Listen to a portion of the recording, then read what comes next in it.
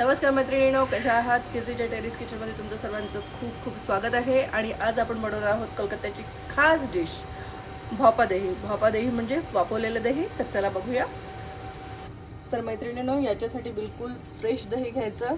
मी 1.5 litre दही घेत आहे आणि ह्या दह्यातलं पूर्ण पाणी काढून घ्यायचं आहे आपल्याला.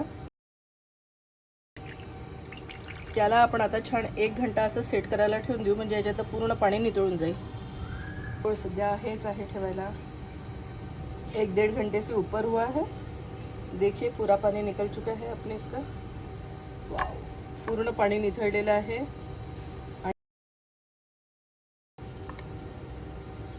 आंब्याचा रस काढायची नवीन पद्धत, पटकन निघतो. तर तुम्हाला ही पद्धत कशी वाटली मला सांगा. आपण याला अगदी थोडंसं तूप लावू. बघा आपला रस किती चोपडा झालेला आहे. विलायची पावडर, जायफळ आणि विलायची पावडर, दूध पावडर 1 वाटी. छान फेटून घेऊ. याला बघा छान फेटणं झालेलं आहे. मस्त हलकं झालं हे.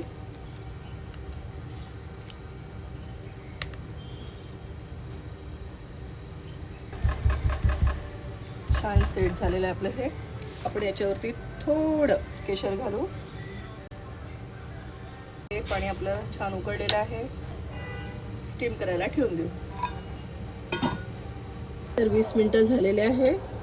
बघू आपण आपलं झालंय का. तर वाव, केशरमुळे बघा किती छान याला कलर आलेला आहे. खूपच मस्त झालेला आहे बघा. आणि आता आपण याला थोडं गार होऊ देऊ आणि त्याच्यानंतर फ्रीजमध्ये 2 घंट्यासाठी थंडगार होण्यासाठी ठेवू. तर 2 तासामध्ये आपलं हे छान थंड झालेलं आहे. मस्त सेट झालेलं.